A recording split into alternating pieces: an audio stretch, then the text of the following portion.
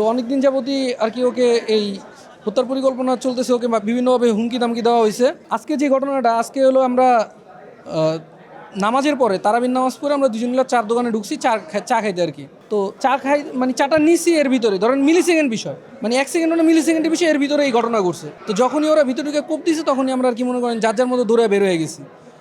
এই হলো আপনার ঘটনা। হুমকি ছিল ও জানি সাক্ষী না দেয়, ঠিক আছে, ও সাক্ষী দিলে ওর সমস্যা হবে। এটা তো নির্দিষ্টভাবে আমি বলতে পারবো না, এটা যে ভিকটিম ও জানে। অনেক দিন যাবৎ প্ল্যানিং করে এই কাজটা করছে সেটা বুঝতে পারছি, কারণ ওরা অনেকক্ষণ যাবৎ মনে হচ্ছে ফলো করতেছিল। কারণ ফলো না করলে এরকম মিলি সেকেন্ডের ভিতরে ঢুকা, এবং ওরা সবাই আর কি মুখে গামছা পেঁচানো ছিল, এবং আপনার ছিল আপনার কি বলা হয়, মুখে গামছা পেঁচানো ছিল এবং বোরকা পরা ছিল আর কি। গতকালকে আমাদেরই দুজন বড় ভাইকে আপনার হাতে হয়েছে।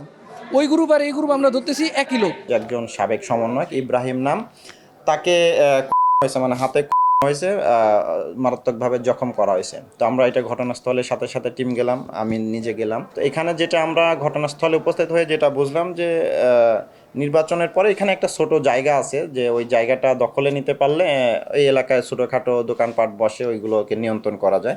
তো এটা নিয়ে তো গত 1-1.5 বছরে চেষ্টা হয়েছে বিভিন্ন গ্রুপ, যেহেতু কোনো ফিক্সড কর্তৃপক্ষ ছিল না, বিভিন্ন গ্রুপ দখলে নেওয়ার। তো এই যে নির্বাচনের পরে আবার হয়তো একটু মাথাচাড়া দিয়ে উঠছে, এই আধিপত্যকে কেন্দ্র করেই মূলত এই যে এই জখমের ঘটনাটা ঘটেছে। সাথে সাথে আমাদের টিম পাঠিয়েছি এবং কারা এটা ঘটিয়েছে আমরা ইতিমধ্যে আইডেন্টিফাই করে ফেলেছি। আমরা ওই যে আসামি ধরার স্বার্থে হয়তো নামটা রিভিল করতেছি না, আমরা দ্রুত ধরে ফেলবো, যেহেতু আমরা জানেন যে গত 2 দিনে যত ঘটনা ঘটছে ইতিমধ্যে আমরা সবাইকে ধরতে সক্ষম হয়েছি এবং ইতিমধ্যে আপনাদের সামনে উপস্থাপনা করেছি।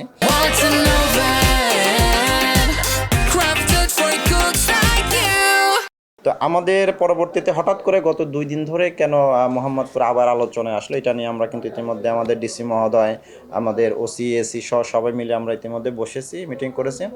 আমাদের যেটা মনে হলো যে যেহেতু গত 1 মাসে আমাদের সকল বাহিনী, পর্যাপ্ত সংখ্যক আইন শৃঙ্খলা বাহিনী উপস্থিত থাকার সুবাদে এরা দীর্ঘ সময়ে গা ঢাকা দিয়েছিল। সেক্ষেত্রে এটা ছিল আমাদের একটা বড় সফলতা। গত 2 দিনে যেহেতু অনেক বাহিনী আবার যার যার কর্মক্ষেত্রে ফেরত গেছে, এবং এই গত 2 দিনে এরা আবার হয়তো এই যে দীর্ঘদিন ধরে তো এরা অভুক্ত, এদের তো কোনো আইন কামের ব্যবস্থা নেই, আবার হয়তো চেষ্টা করেছে। তা আমরা কিন্তু এদের মোটামুটি আমাদের নিয়ন্ত্রণে নিয়ে আসতে পেরেছি। আশা করি এই ধরনের ঘটনাটা ইনশাল্লাহ আগামীতে আর এই রমজান মাসে ঘটতে দেওয়া যাবে না। ইতিমধ্যে আমাদের আইজিপি স্যার এবং কমিশনার স্যারও খুব সুস্পষ্ট নির্দেশনা দিয়েছেন, এক্সট্রা ফোর্সও পাঠাচ্ছেন।